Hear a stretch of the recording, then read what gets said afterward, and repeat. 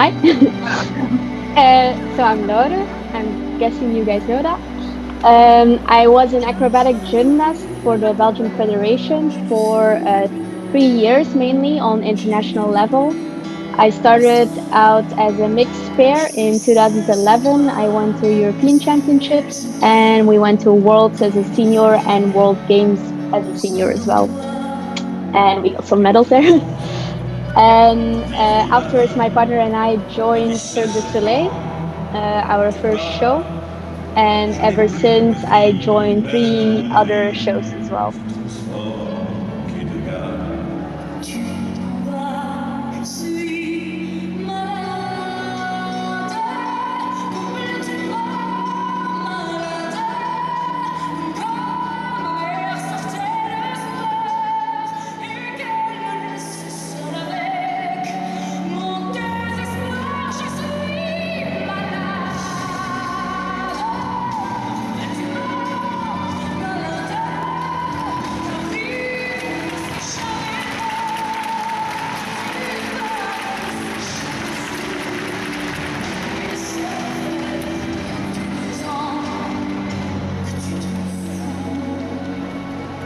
Hi, I'm Ellen. I'm from Ireland and I'm in a trio.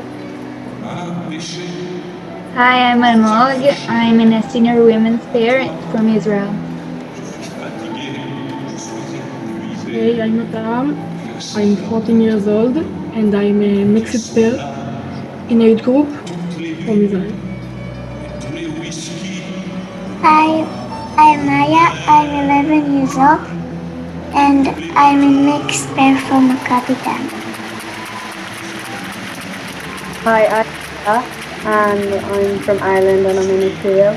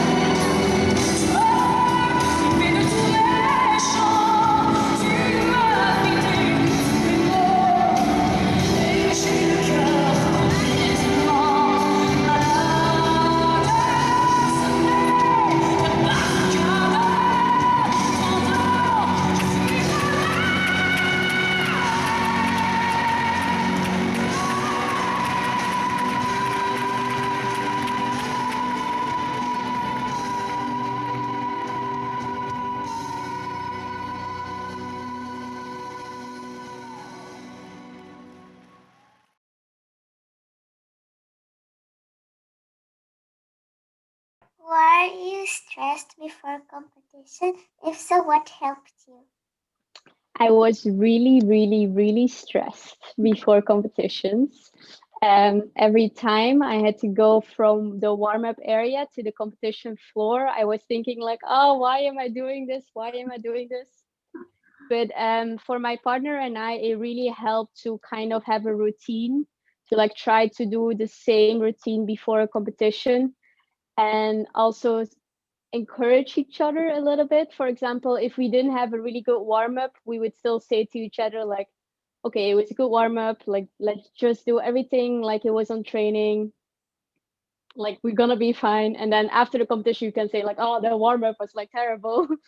But like before, we tried to say, like, okay, it's okay, it's okay. And our coach was pretty good at that as well. Like, he wouldn't get angry or anything. He would always be like very calm and it's like, okay, let's do one more time and then enough and let's go. So yeah, I think a little routine and try to like stay positive within your team. certainly helps.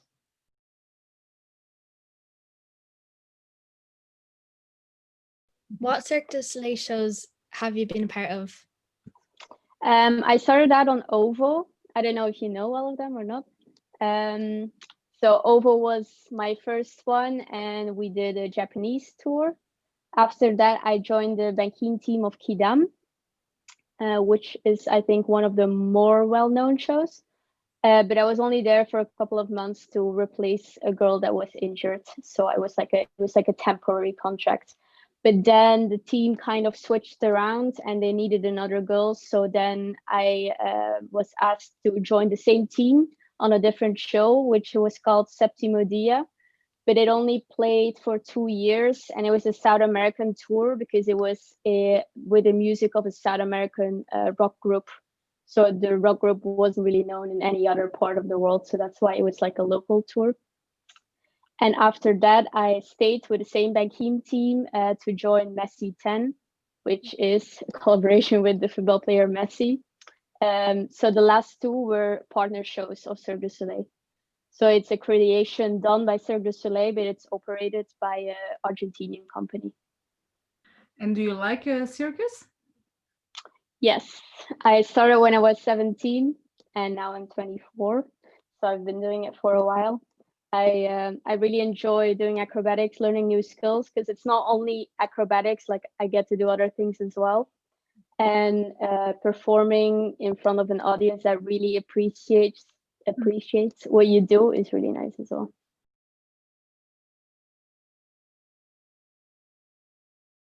What is your dream Cirque du Soleil show to be a part of, if you could be with any? I think being part of Kidem kind of was a dream come true, because it was the first show I ever saw myself as a kid.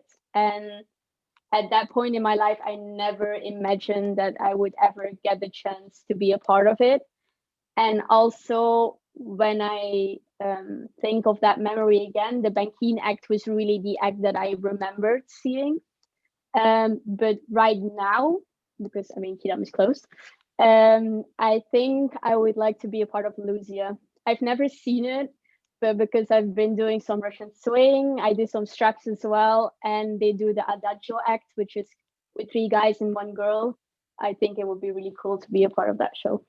So you have like a contract in the Cirque du Soleil for a specific show, and then when it ends, then you have a contract for another one?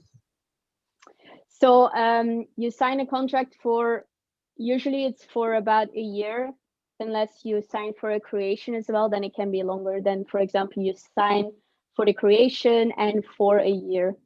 So for Messi, the creation was 6 months. So I signed for 6 months and 1 year. And then after 1 year, if the show is still going, you re-sign and you keep going, usually, because usually they like to keep their artist on their show, because it's hard to like keep moving around. And then when a show comes to close, before then casting procedures are starting, and then you can like start to apply for other positions. But it's not always as easy to find a different show. I'm just more lucky because being a flyer gives you more opportunities than, for example, being a Diablo artist. Because if you're a Diablo artist, you can only do Diablo, and if there's no Diablo in the show, you can't go to that show. Whereas as an acrobatic flyer, like there are more, like I can do Russian swing, I could do like cradle or some trapeze, or like there are more options to go. So it's easier for me to find another show.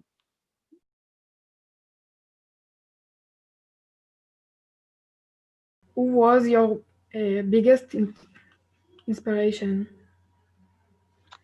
When I was in competition, it was Mano and Julie. I don't know if you know them. It was a Belgian mixed pair, and I just love to watch them. Also, fun fact, a lot of people think I'm the sister of Julie. And you, Yotam, who's your inspiration? I have a lot, but one of them is Almog. Oh, cute.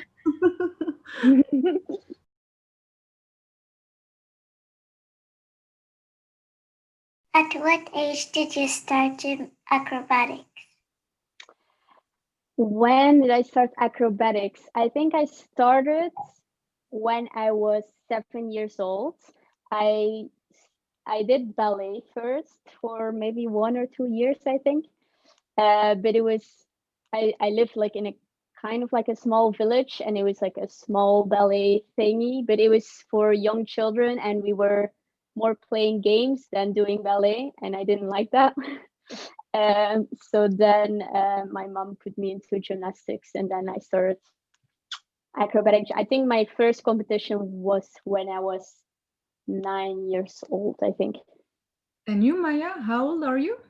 I'm 11 years old, and my first competition was when I was 9.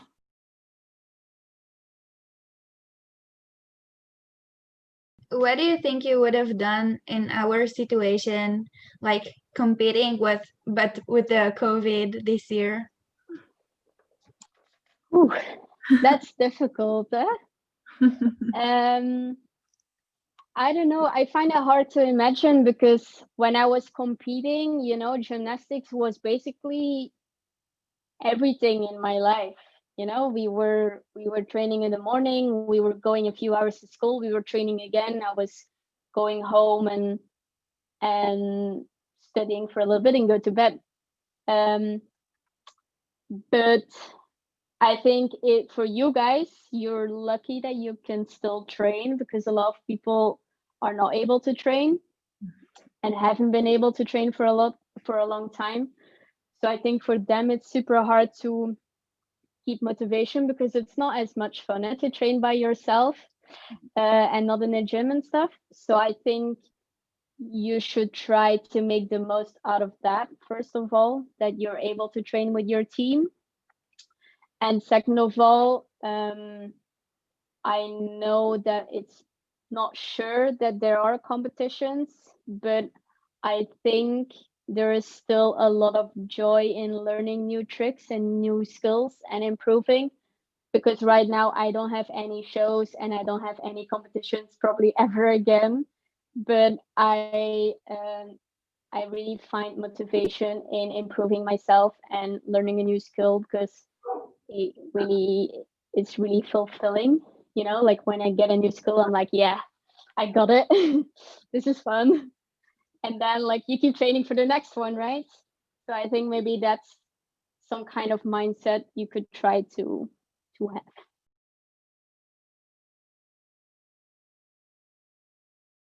Do you prefer competing or performing?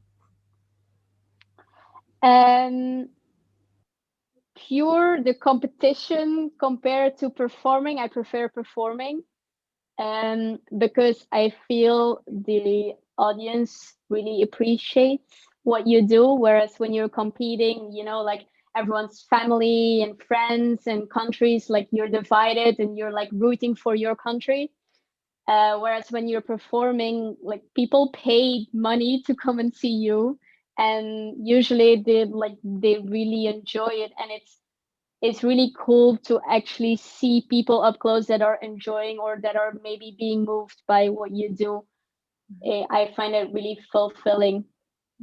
But then again, like I felt like the training was really difficult, but it was also really cool because we were in such good shape and like we were able to do so many things. Whereas sometimes now, like I'm a person that really wants to improve and learn new skills, but I work with a big banking team, and a lot of them they do it for a job, and they're like, okay, we have our skills and we keep doing this for the next 10 years.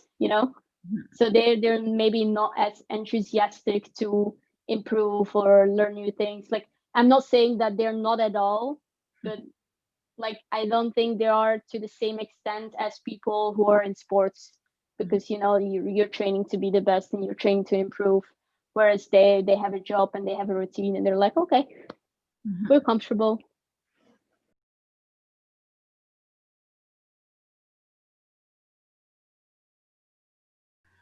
Which thing helped you to handle your fears and your pressure? To handle my fears and my pressure, um really during competitions, for example, or also now before now, maybe more during competitions.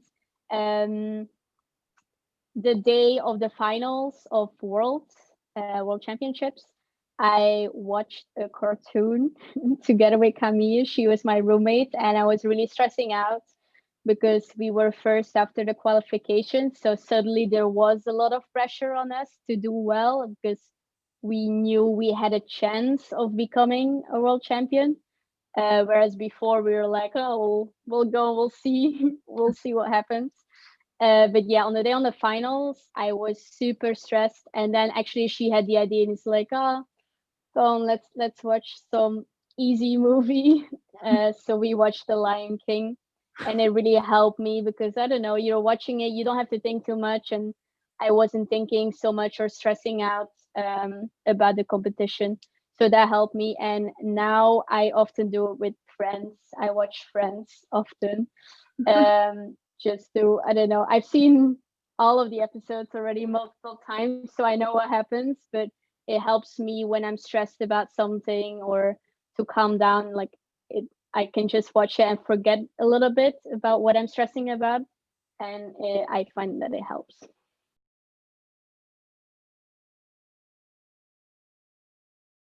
Was there anything your coach ever said to you that you will always remember? Well, there's one funny thing, but I don't think that's what you were looking for. But I'll tell it anyway, and then there's another thing as well. Okay, so one time he went away for a training camp, so we had to train by ourselves with another coach, I think, for maybe like 5 days or something. And while he was away, I got like a different bra for because it had to be skin color for our white leotard and stuff. But like it was a little bit padded, but you know, like I was trying it out, so like it was good and stuff like that. And he came back and he pulled me into a corner and he was like, Laura, because that's how he talks. He's explains my pronunciates my name. How do you say pronunciates my name? He says, Laura, did you gain weight? And I was like, no.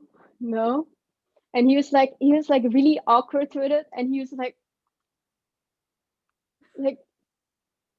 something different.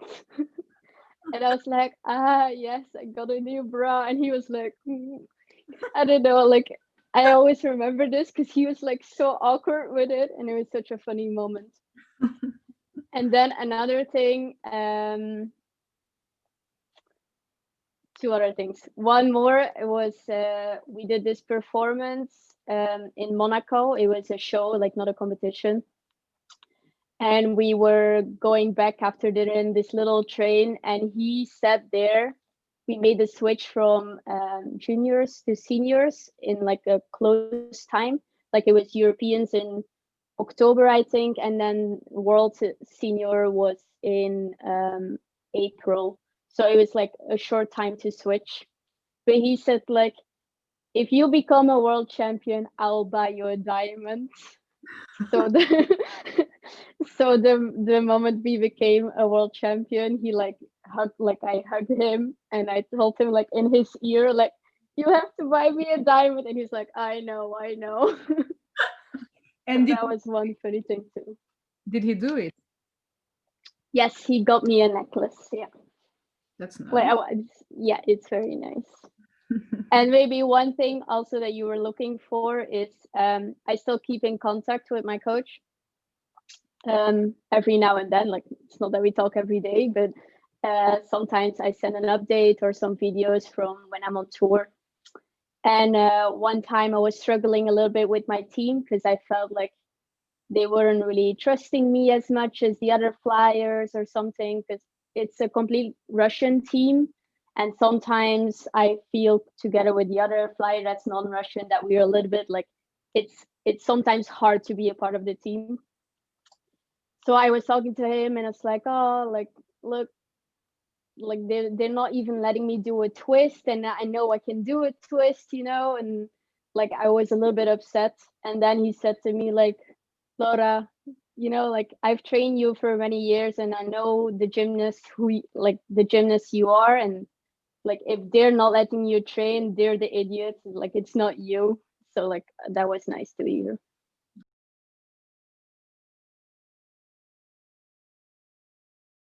What is your favorite memory of Acro?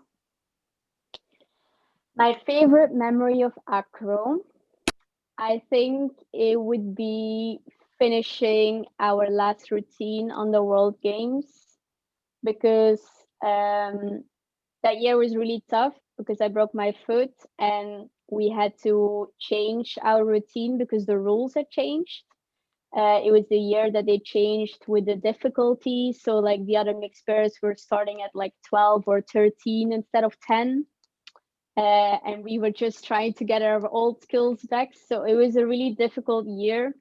As well, I was becoming 17 that year, so it was starting to get more difficult to like maintain my same weight. So overall, it was a really difficult year. And I think when we finished our routine, we really fought because one skill was close to falling, but we fought and we didn't fall. So I think that moment when we finished the routine successfully, I think both my partner and I were really happy. So we had a really long hug, and it was in Colombia, and the audience was great. Like the whole stadium was filled and really loud. So I think that's my favorite memory. That one for us was very chaotic, because we were getting onto the flight and we got a call from some people that already were there, and they told us, don't get on the flight, the competition is cancelled. And we were in the airport, like at the gate, and we were like, what? We've been training for this like super hard, and it was supposed to be our last competition, so we were kind of freaking out. But my parents were coming to watch as well, and we booked like a holiday afterwards. So we're like, well, we're getting on the flight anyway, at least we're having the holiday. So in the end, all of us got on the flight, but the problem was that the warm-up tent collapsed before we got there because it wasn't wind resistant.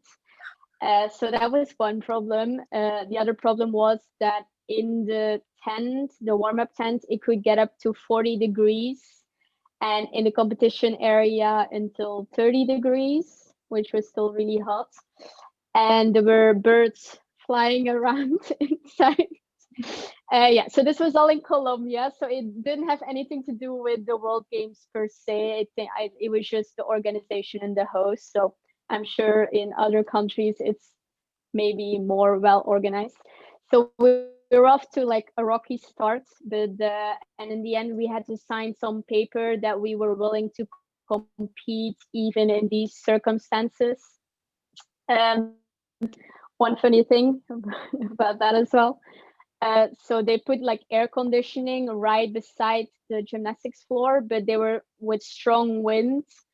So the rhythmic gymnasts did their competition, but they had to cancel it because their ribbons were flying away. So that was pretty funny.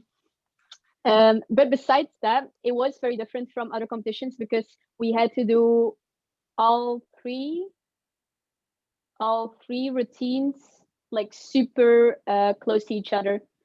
Whereas normally like in Worlds you have maybe like one day one routine or maximum two routines, and then with like a lot of hours in between. But the format was kind of like you did, for example, with mixed pairs with men's pairs. So, and you're only 8 teams because you only have 8 teams selected to go to the World Games. So it's like mixed pair, men's pair, mixed pair, men's pair, another block, and then you need to do your next exercise already. So it was really close to each other. So we were exhausted. And also we came from Belgium to Colombia, which is a big time difference. And we only had one training day. Yeah, I think the day itself, we trained outside next to the pool, and then one training day, and then it was competition. So it was very, very exhausting. So another reason why we were super happy that our combined exercise, like we finished it successfully. But the cool thing about the whole competition was for sure the audience, because like I think it had something to do with the fact that it was in South America and the audience is like a little bit more excited, less reserved compared to other countries. But it also had to do because it was an event taking place with a lot of other sports, so people were just going to see different sports. So that was really cool, because like in some of the acrobatic competitions, like it's not that the stadium is filled, right?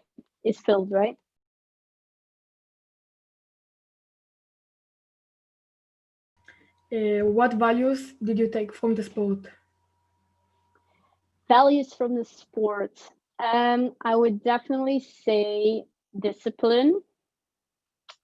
And it's kind of similar, but like perseverance.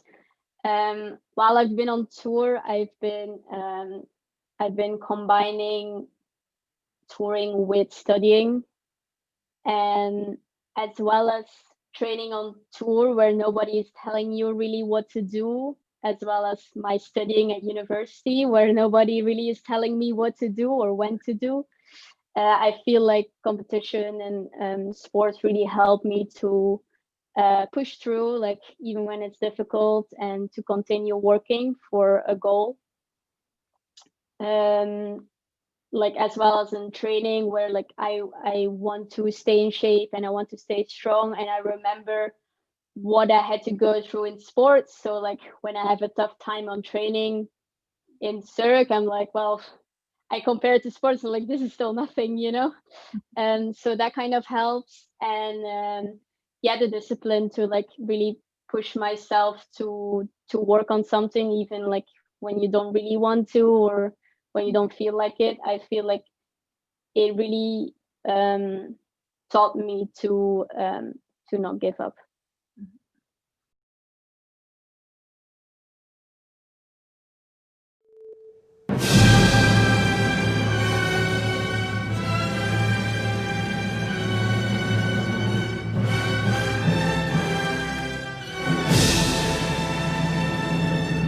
Really try to do your routines the best you can and not really think about what the other people are doing, because the moment you arrive on competition, there is nothing you can change about your routines or about their routines. Like I think you just gotta give it your all, your best. And also what I thought was good is to be friendly to everyone.